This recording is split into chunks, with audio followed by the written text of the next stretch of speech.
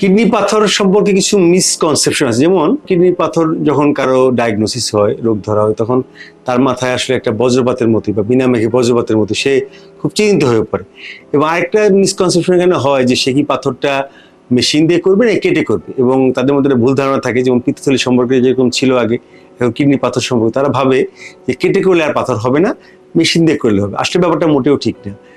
পাথর যদি completely clear করা যায় সেক্ষেত্রে মেশিন দিয়ে করা এবং কেটে করা দুটোর মধ্যে অবশ্যই মেশিন দিয়ে করাটাই বেশি যুক্তিযুক্ত।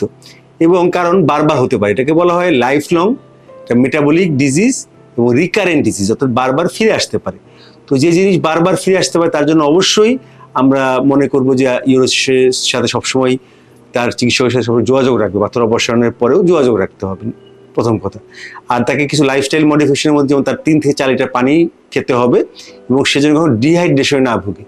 পাথর তৈরি হওয়ার কিছু ফ্যাক্টরের মধ্যে যখন আমাদের শরীরে ক্রিস্টালগুলো ডিপোজিশন হয়, অর্থাৎ ক্যালসিয়াম যখন জমা হয় তখনই পাথর তৈরি হওয়ার সম্ভাবনা থাকে। কাজেই বেশি পরিমাণ পানি পান করতে হবে যাতে অন্ততপক্ষে 1.5 লিটার প্রস্রাব তৈরি হয়। দ্বিতীয় ব্যাপারটি হচ্ছে তাকে অবশ্যই ক্যালসিয়াম এবং অক্সালিযুক্ত খাবার কম খেতে হবে, যেমন মাছের কাঁটা, মাংসের হাড়, দুধ, ডিম এগুলো কম খাবে। সাথে সাথে যেমন পুঁই শাক, পালং শাক এগুলো কম খাবে, এবং হচ্ছে ব্রোকলি, স্পিনাচ এগুলো কম খাবে। এবং আমরা কিছু ওষুধপত্র ব্যবহার করে থাকি, যেমন তার কারো যদি বারে বারে যদি ইউরিক অ্যাসিড পাথর হয় সেক্ষেত্রে আমরা ইউরিক অ্যাসিড কমানোর জন্য অ্যালোপিরিনল বা ফেবুস্টেট জাতীয় ওষুধ ব্যবহার করতে পারি।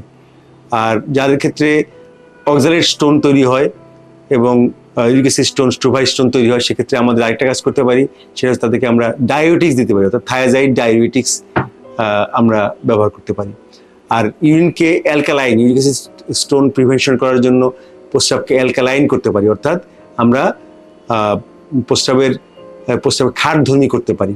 সেটার জন্য আমরা সেক্ষেত্রে সবচেয়ে ভালো করে হচ্ছে পটাশিয়াম সাইট্রেট জাতীয় সিরাপ আমরা অনেক সময় দিয়ে থাকি।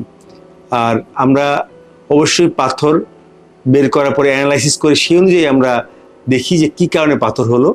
এবং অনেক সময় দেখা যায় যে হাইপার প্যারাথাইরয়েডিজম থাকে, প্যারাথাইরয়েড হরমোন বেশি থাকে, সেক্ষেত্রে প্যারাথাইরয়েড অ্যাডেনোমা, প্যারাথাইরয়েড টিউমার থাকতে পারে, পিউটারি টিউমার থাকতে পারে।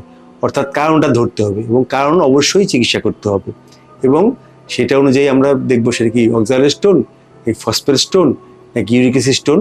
অবশ্যই সেই অনুযায়ী আমরা চিকিৎসকের শরণাপন্ন হব এবং সেই অনুযায়ী আমরা নিয়মিত ফলোআপে থাকলে আশা করি পাথর বারবার হওয়া থেকে মুক্তি পেতে পারবেন। আপনাদের স্বাস্থ্য বিষয়ে সচেতন করার জন্যই আমাদের এই আয়োজন। তাই প্রতিনিয়ত স্বাস্থ্য বিষয়ে বিভিন্ন টিপস পেতে আমাদের চ্যানেলটি সাবস্ক্রাইব করুন এবং বেশি বেশি লাইক ও শেয়ারের মাধ্যমে সবাইকে আমাদের সঙ্গে সংযুক্ত হবার সুযোগ করে দিন। ডায়াবেটিস চিকিৎসায় 3D বলে একটি কথা প্রচলিত আছে। এই 3D কি? এই 3D হচ্ছে ডিসিপ্লিন, ড্রাগ এবং ডায়েট। আপনি ডিসিপ্লিন লাইফ লিড করছেন, ড্রাগসও খাচ্ছেন, কিন্তু ডায়েট সেটি কেমন হবে? এই বিষয়ে সঠিক পরামর্শ দিতে পারবেন একজন পুষ্টিবিদ। তাই এই বিষয়ে সমন্বিত সেবা দিতে রয়েছে আমরা।